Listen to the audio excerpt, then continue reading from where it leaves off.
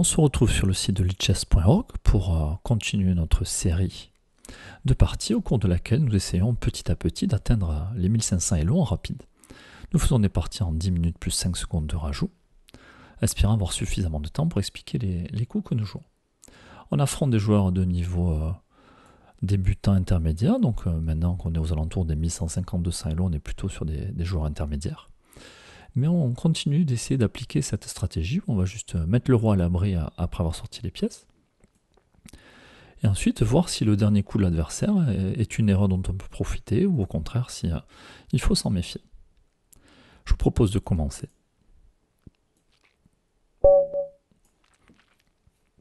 Nous affrontons Pharma Druida, classé 1215. Nous avons les pièces noires. Face à D4, on a pris l'habitude de répondre au D5. Alors on a dit qu'on allait sortir les pièces, essayer de trouver des cases pour le fou, les fous, le cavalier. Alors on va jouer sur le clouage.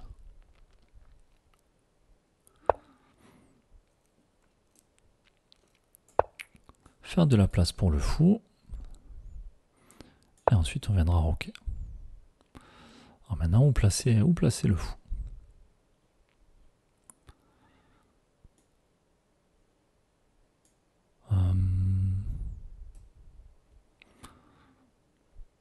Or j'aime pas trop l'idée de venir et de se faire chasser puisque mon adversaire a mis son cavalier en D2.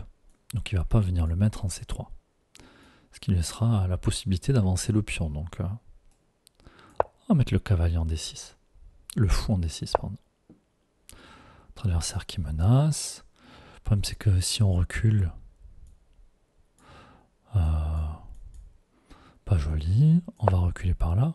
Je pense qu'ici le meilleur coup c'est de prendre, mais on a dit qu'on joue sans théorie.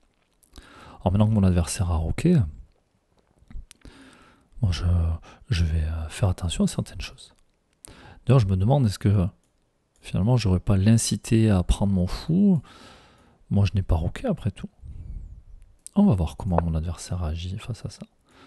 S'il a envie de prendre, pensant m'abîmer la structure. Et non, moi si c'est le cas, ben, je ne vais pas roquer. Après peut-être que moi aussi je pourrais roquer vu qu'il a les cavaliers qui se gênent. Et ça abîmera sa structure à lui. Après je suis pas obligé de me décider de suite. Peut-être que s'il me prend pas pour le moment, mon adversaire qui décale le fou, mais de la même manière que lui tout à l'heure, je peux le chasser son fou. Je couvre l'échec et je chasse son fou. Allez, le cavalier qui sort. Je pouvais pas le mettre en C6. Il veut venir chercher mon fou, bah, s'il veut, après tout. Alors, une case pour madame. Ah, je prépare un grand roc. Si jamais mon adversaire veut mon fou, qu'il le prenne. Allez, maintenant, on va voir si on peut ouvrir le jeu par ici. Alors, peut-être que je vais pas faire un grand roc. Hein. Je vais commencer à avancer les pions. Enfin, je me méfie, il y a quand même le fou. Son cavalier qui va être repositionné bientôt.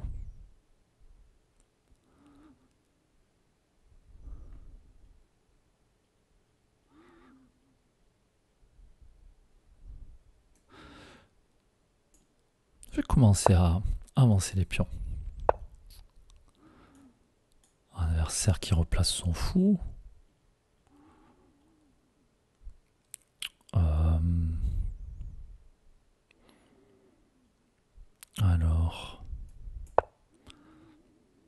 je vais essayer d'ouvrir son roi. Hein. Peut-être qu'il aurait mieux fait de laisser son fou par ici pour m'empêcher d'avancer mon pion.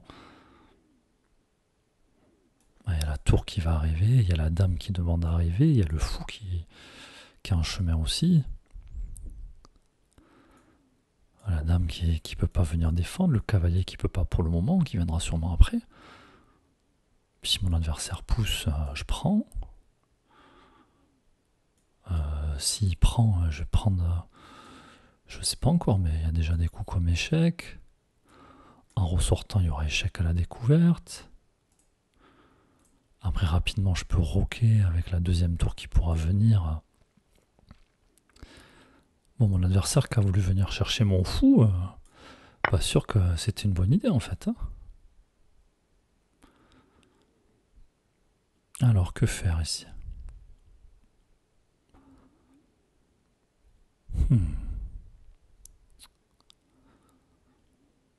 Donc, je sais que j'ai un coup comme échec.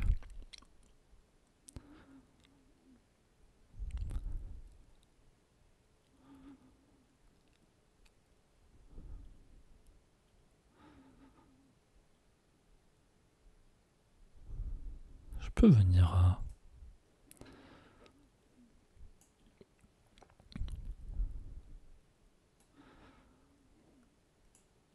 Alors, comment continuer?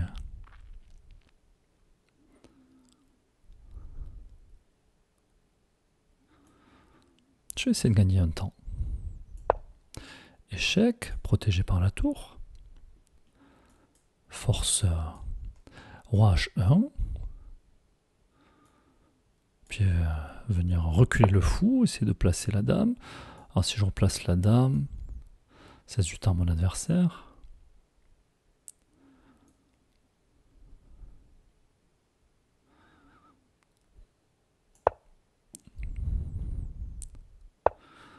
C'est pas ce que je voulais faire, mince. Bon, c'est pas très grave. Allez, maintenant j'ai fait de la place pour madame.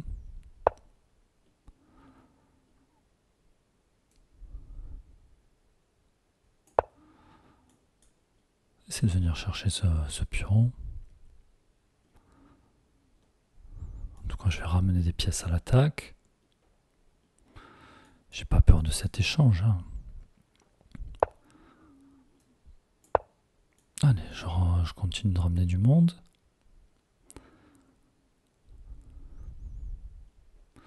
Notez que si le cavalier bouge, mon cavalier à moi qui sera attaqué.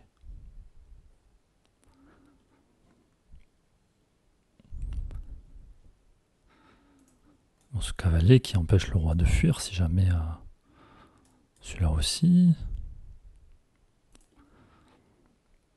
Ah, déjà ce pion qui commence à être faible avec les deux cavaliers qui l'attaquent.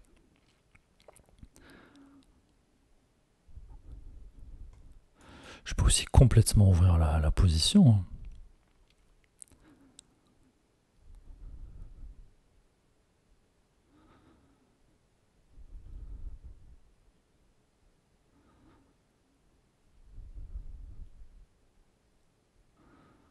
Je peux peut-être même sacrifier du matériel à un moment. Hein.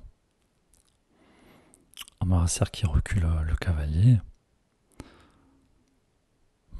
Mais moi je vais le prendre ce cavalier. Il pensait attaquer avec madame. Et j'ai mon fou qui est à nouveau menaçant.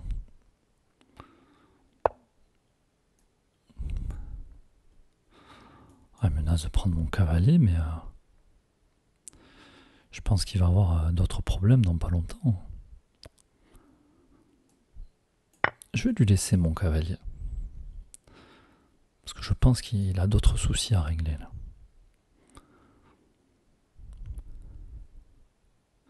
Et puis si jamais il veut faire la fourchette, je décalerai. Ah, il ne la fait pas.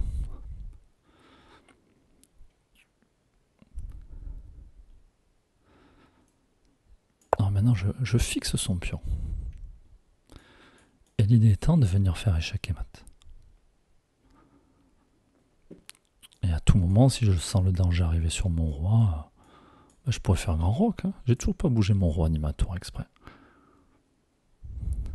Et alors je me demande, est-ce que je pourrais pas sacrifier ici?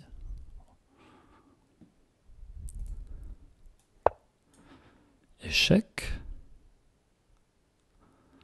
Le roi qui peut pas partir. Force roi prend tour. Échec. Roi G1. Échec. Et le fou qui empêche de partir. Alors mon adversaire qui menace des choses pas très agréables, mais échec. Le roi qui peut pas fuir.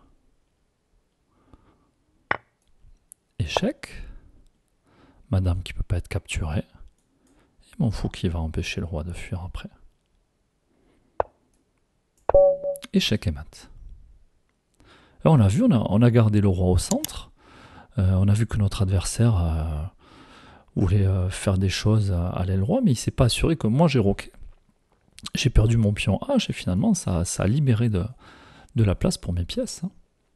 Donc voilà une partie d'attaque, c'est pas trop quelque chose que j'ai l'habitude de faire. Mais bon, on va voir ce qu'en a pensé l'ordinateur aussi. Alors.